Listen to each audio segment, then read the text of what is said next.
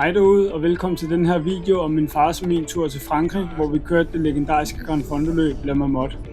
Vi har faktisk kørt løbet 3 gange før, men den seneste gang var helt tilbage i 2017, så i år var det endelig på tide at vende tilbage.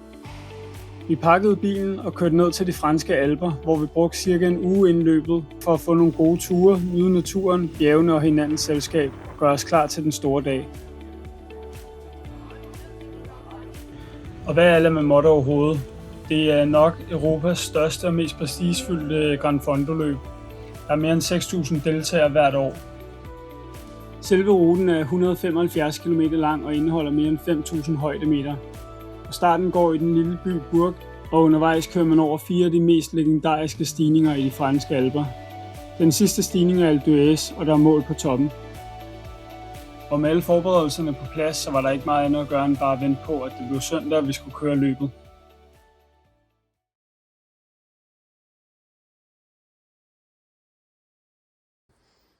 Oswego er ringet klokken 5 om morgenen, og jeg havde virkelig sovet helvedes til. Jeg vågnede hver halve time hele natten igennem, så jeg var fandme ikke særlig frisk, da jeg vågnede. Starten var allerede klokken 6.30. Noget af det, jeg virkelig hader ved de her Grand Fondo-løb, det er, at de starter altid sindssygt tidligt.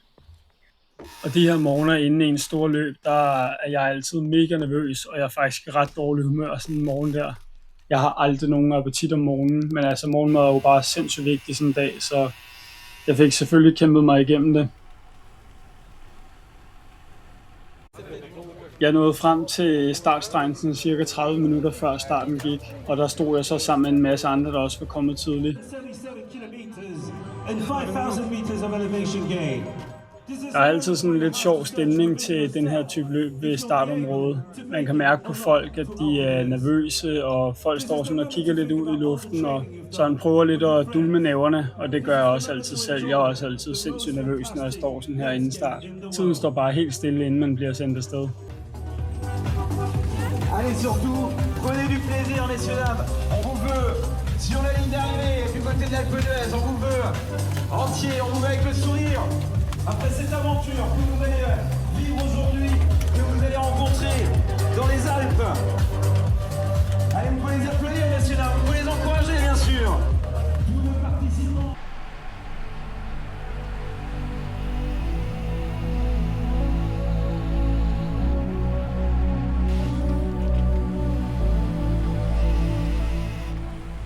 Endelig gik starten, og som altid de her Grand Fondo-løb, så bliver der bare smadret til lige fra start af. De første 5-10 minutter brugte jeg på at køre mig frem til fronten, og det lykkedes så til sidst. Da jeg ramte fronten, var der et par ryttere, der angreb, og lige et splitsekund fik jeg lyst til at gå efter dem, bare for at kunne sige, at jeg på et eller andet tidspunkt havde siddet allerforrest. Det gjorde jeg heldigvis ikke. Det havde været ren selvmord at køre efter sådan en gruppe. Jeg var langt fra den stærkeste i det her felt, så der var sgu ikke nogen grund til, at jeg skulle ligge derude alene. Men tanken var sjov. Jeg følger en del med i den her Grand Fondo-verden, og der var en del velkendte ansigter, som jeg kender for sådan toppen af resultatlistene i den her type løb. Nogle af de allerbedste i Europa var der. Det er folk, der bare kører helt sindssygt stærkt, og det er jo altid en sjov oplevelse at prøve at sidde sammen med sådan nogle gutter. Selvom det kun var kortvarigt. Så snart vi ramte første stigning, så fløj de jo afsted.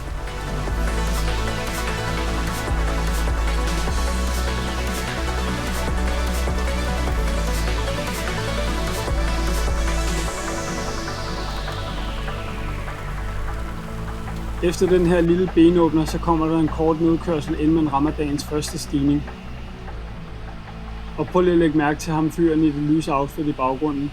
Han endte faktisk med at vinde hele løbet her. Han kom i mål lang tid før mig, men altså man kan da sige, at jeg førte ham ind på Glandon. Det er da også en bedrift.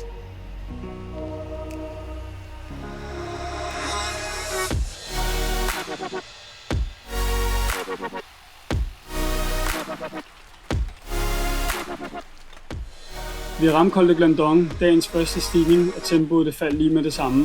Feltet det splittede simpelthen til atomer, og herfra der handler det bare om at finde sin egen rytme. Lige lidt tanker omkring Glandon. Det er en virkelig hård stigning, og jeg tror, der er rigtig mange, der undervurderer den. Den er mega lang, og den er sindssygt stejl rigtig mange steder. Der er lige nogle korte nedkørsler undervejs, så gennemsnitsstigningen den snyder faktisk ret meget. Jeg tror, der er rigtig mange, der går for dybt på den her stigning, enten på grund af adrenalin, eller friske ben, eller frygten for at blive sat for gruppen. Jeg lavede selv den fejl sidste gang, jeg kørte løbet, hvor jeg prøvede at holde mig i front, og jeg gik langt over mit eget niveau. Jeg kom op til toppen tæt på fronten, men jeg fik virkelig en regning for det senere i løbet. Den var simpelthen for dyr, så i år prøvede jeg en anden strategi og køre den her stigning lidt mere konservativt. Jeg følte virkelig, at der var mange, der overhalede mig på vej op, og det gik mig sgu ret meget på. Men jeg prøvede simpelthen at sige til mig selv, at jeg skulle være tålmodig og se, hvad der skete. Og så lige en anden vigtig ting. Man skal bare huske at nyde det her. På det her tidspunkt er klokken lidt over 8 om morgenen, og det er første gang, man sådan for alvor ser solen. Og det er jo bare helt magisk at få lov at køre cykelløb i sådan nogle omgivelser.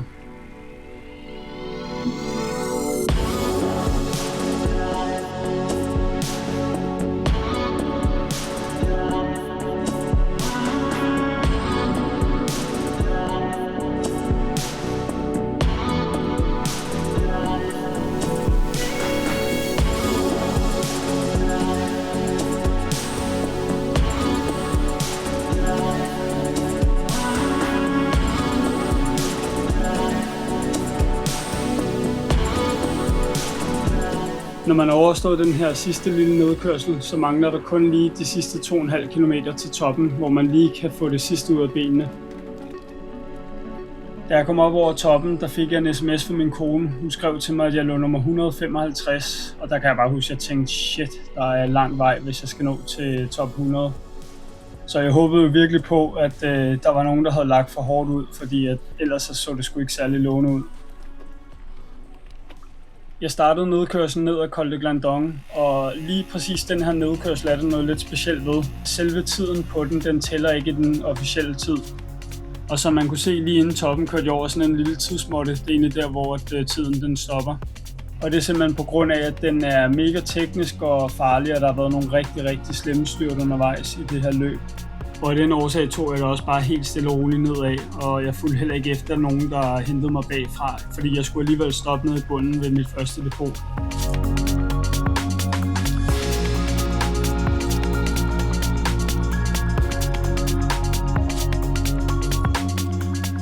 Og her kommer jeg så til mit første depot. Jeg havde fået stillet depotservice til rådighed af det danske cykelrejsebureau, der hedder Papuga Holidays. Og de her mennesker i depoterne, de var bare mega søde. De løb rundt for at hjælpe mig, så jeg kunne komme hurtigere afsted igen. Hvis du selv overvejer at køre det her løb, så kan jeg virkelig anbefale private depoter. For mig var det virkelig en game changer. Du slipper ligesom for at have al din energi med fra start af. Det er også dine egne produkter, der ligger i depoterne, så du ved præcis, hvad du får. Og så sparer du også bare rigtig meget tid i forhold til at skulle bruge de officielle depoter, især hvis du starter i nogle af de lidt senere startgrupper. Nå, men jeg fik fyldt lommerne og flaskerne, og jeg skulle hurtigt videre. Men fordi man stadig er i den neutrale zone, så havde jeg faktisk planlagt, at jeg ville vente på, at der kom en gruppe bagfra her. For den næste del af ruten, det er et meget langt og fladt transportstykke hen til dagens tredje stigning. Og det er klart et af mine bedste råd til det her løb. Start ikke alene. Du bruger alt for meget energi, og du bliver sikkert også hentet af større grupper bagfra, inden du når frem til næste stigning. Så vent på en god gruppe. Du sparer tid og kræfter på det. Fundet en fin gruppe til transportstykket, hvilket var så planen. At komme ud og køre sammen med nogle andre, så jeg egentlig bare kan prøve at sidde på hjul hele vejen. Vi samlede flere smågrupper op undervejs. Til sidst så tror jeg, vi var omkring 30 rytter i gruppen. Og det gør bare, at man virkelig kan spare mange kræfter, i stedet for at skulle ligge derude alene. Specielt fordi der tit er modvind på det her stykke.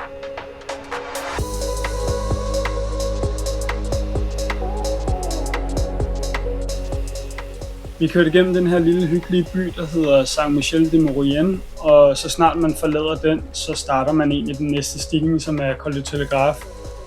Efter min mening, så er det her den nemmeste stigning på ruten. Den er cirka 12 km, så den er ikke sådan vanvittigt lang. Og så stiger den også sådan meget stabil, omkring 7% hele vejen, så den er nem at pace.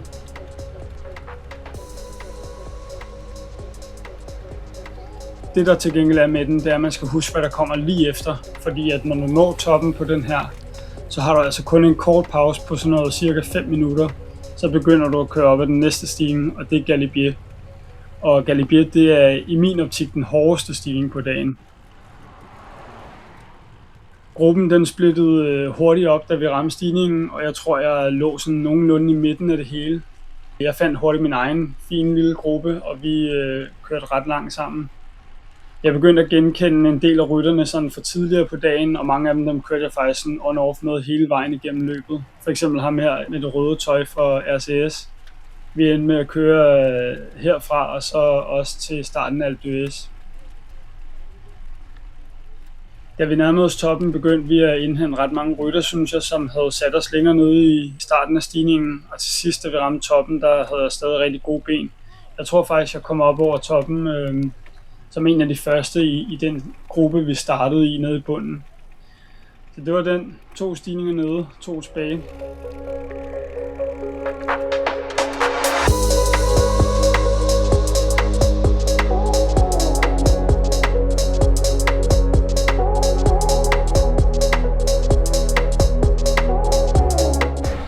Godt være det hårdt.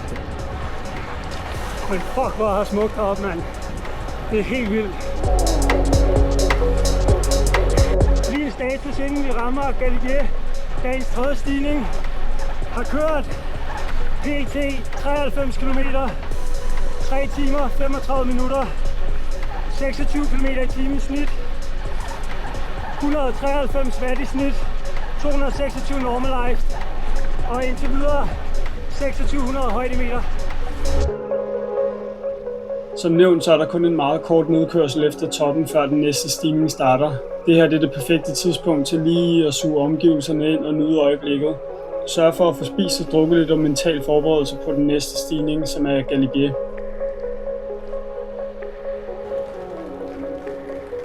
Som starter lige her. Og Galibier er bare vanvittigt hård. Den er svær at beskrive, hvor hård den egentlig er. Den er ikke nemt at spise en del op af.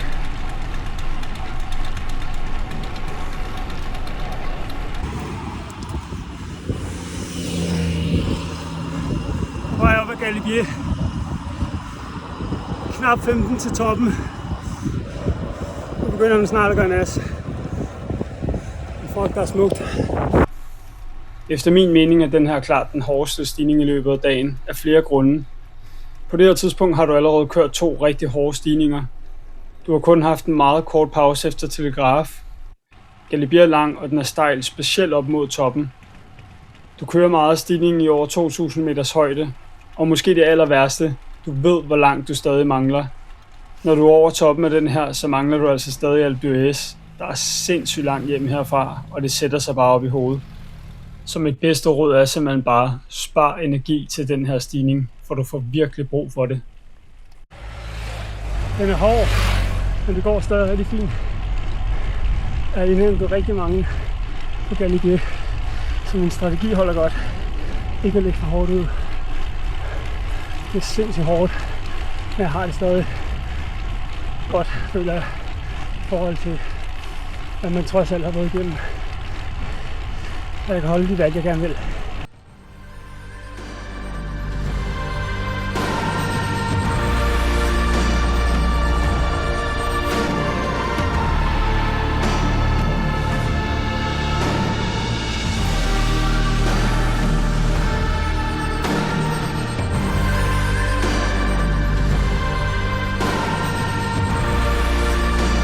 På det her tidspunkt, der er man virkelig ved at være kommet højt op, og der begynder at være sne i siderne af vejen. Det føles simpelthen så monoton den stigning, man føler ikke, man kommer nogen vegne, og man kan kigge ned og se, hvor langt man har kørt op.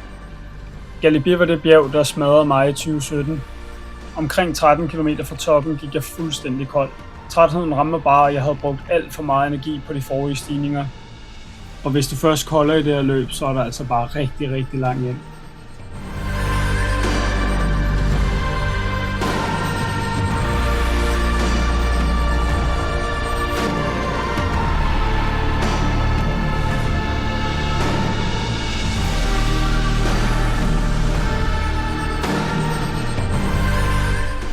Kæft, der er langt ned.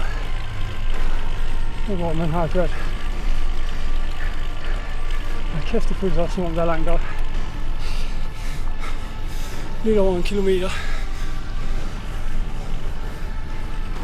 Fuck, det begynder at være hård nu.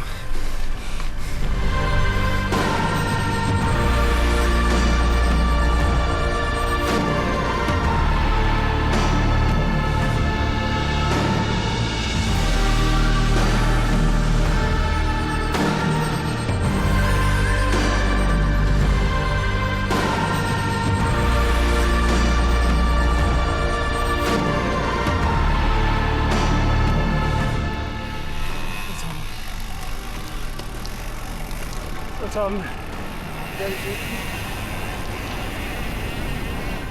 Det var toppen af Galibier, og det her, det er klart en af mine yndlingsstykker ved hele La Marmotte. Når du ligesom kommer rundt i det her sving, så åbner landskabet sig fuldstændig, når nedkørslen begynder. Det er gode åbne veje, god asfalt, og det føles som om du kører på toppen af verden. Du kan se vejen strække sig langt ud i horisonten, og de næste 40 km, det er bare nedad. Og kort efter toppen fik jeg en sms fra min kone. Hun skrev, at jeg lå præcis nummer 100, så nu lå målet lige pludselig inden for rækkevidde, og det gjorde mig bare mega motiveret for at fortsætte.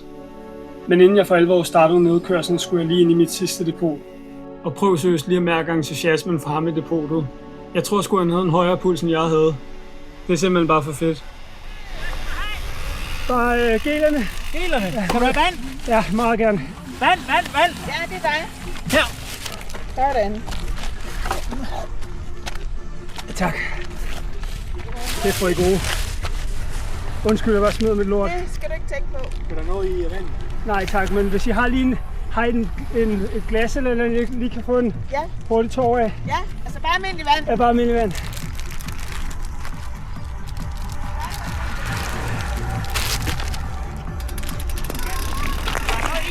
Nej tak, bare vand. Der står også lidt pis. Han var helt alene. Ja, du husk din cykel. Og du skal lige... Sådan. Godt. Tak for det. God tur. Jo tak. Ikke helt nok. Jeg skal nok. Jeg skal nok. Så vi kommer vej ned ad Galibier. Så man gør det kun alt.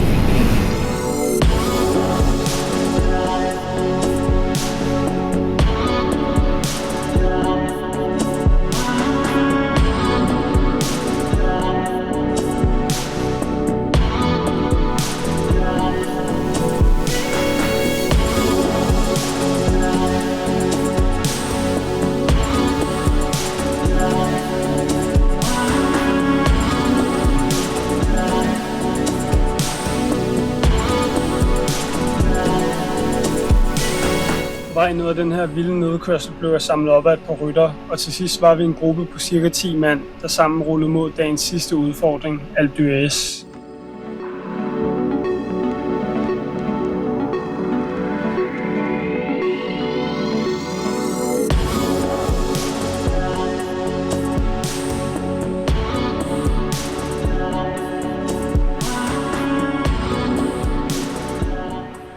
Her er vi kommet ned på dalestykket, som er det sidste stykke hen mod Alpe d'Huez.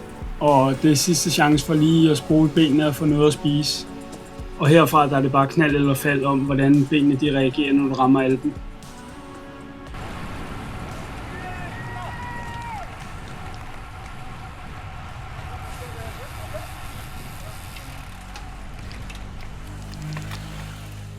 Alpe d'Huez den starter ligesom rundt i det her venstre sving. Og så snart du kommer igennem svingen, så kan du bare se, hvad der venter dig. Den går lige i luften fra start af. Derudover så er den også bare altid tons af varm nede i bunden. Der er sindssygt varmt, der er ingen vind, og du sidder bare og koger. Vi kom ind på stigningen i den her 10-mandsgruppe, og jeg tror, at der gik maks et par minutter, så splittede gruppen op. Der var 2-3 ryttere, der fik et forspring over mig, og så lå jeg så alene med en anden rytter på hjul. Og kort tid efter så røg han af, og så lå jeg faktisk bare alene resten af vejen op til toppen. I bunden fik jeg en sms fra min kone, som skrev, at jeg lå nummer 110. Jeg kunne næsten regne ud, at jeg skulle køre hurtigere end resten af gruppen, hvis jeg skulle ind i top 100, men målet var, at jeg kunne hente nogle ryttere, som havde kørt frem og tidligere på dagen, ligesom jeg også havde gjort på Galibier. Og her fik jeg fandme et chok, da der pludselig kom en elcykel kørende forbi os med høj fart. Og det viser fandme, at det var en af dem i gruppen, der havde en hjælper med ude, som kørte rundt med vandflasker på elcykel. Det er altså next level. Så det skal jeg skulle lige finde nogen, der gider at gøre for mig næste gang.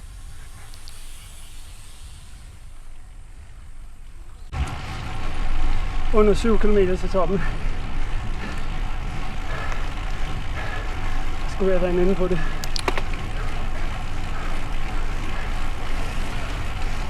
Fuck, hvor føles det stadig langt. 7 km. Jeg tror faktisk, at jeg kan komme under en time opad. Og det vil være et stort mål, hvis jeg kan klare det.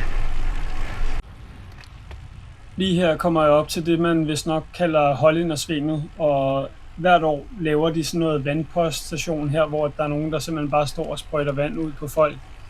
Og det er virkelig lækkert, når man ligger der, og det er tons af varmt.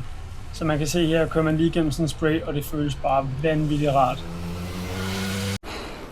Der er 4 km til toppen nu. Og jeg er fuldstændig ligeglad med placeringer og alt muligt lige nu. Lige nu skal jeg bare op til toppen. Men jeg kører stadig efter under en time. Nu se. Man kan nok godt fornemme, at på det her tidspunkt, så begynder man simpelthen at være så træt, at der bare ikke er andet end at komme i mål, der betyder noget. Men der begynder også at være en ende på det. Da jeg ramte det sidste af de 21 hårdnålsving, gik det for alvor for mig, at jeg var ved at være i mål. Løbet føles som en evighed, men alligevel er det overstået, før man egentlig når at tænke sig om. Så mange måneders forberedelser og tanker hen imod sådan et løb som det her, og så lige pludselig så er det bare et overstået kapitel. Det er en lidt sjov følelse, fordi på den ene side så ønsker man jo bare at komme op til toppen og få det overstået, og på den anden side så er det jo bare en vanvittig fed oplevelse, så man ønsker jo ikke, at det skal slutte. 200 meter til toppen.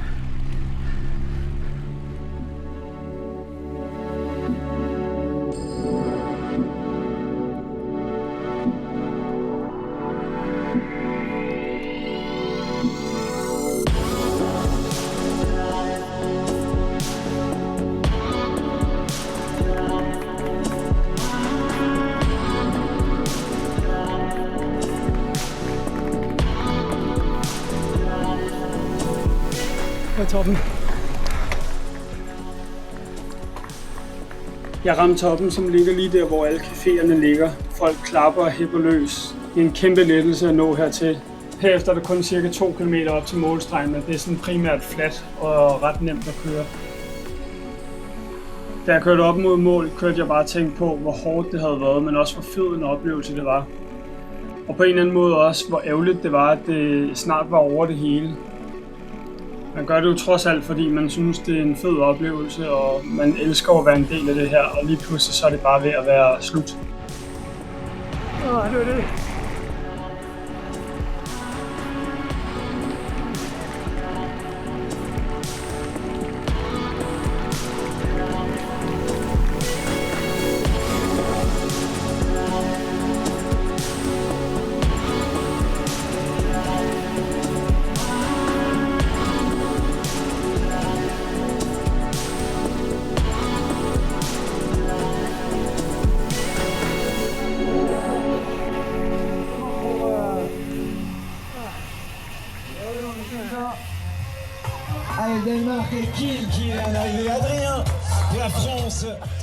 Jeg krydsede endelig målstregen. Det er fuldstændig magisk at komme i mål, og man bliver sgu lidt følelsesladet af det. Man har siddet så længe og arbejdet for det, og pludselig så er det bare forbi. Og for mit eget vedkommende havde jeg bare det perfekte løb. Altså jeg kunne virkelig ikke have ønsket mig mere. Jeg ved ikke om det er held eller forstand, men jeg havde bare pacet den fuldstændig perfekt. Jeg kunne holde min watt hele vejen, og der var ikke noget tidspunkt, jeg sådan for alvor gik ned. Så jeg var bare mega tilfreds og sindssygt stolt.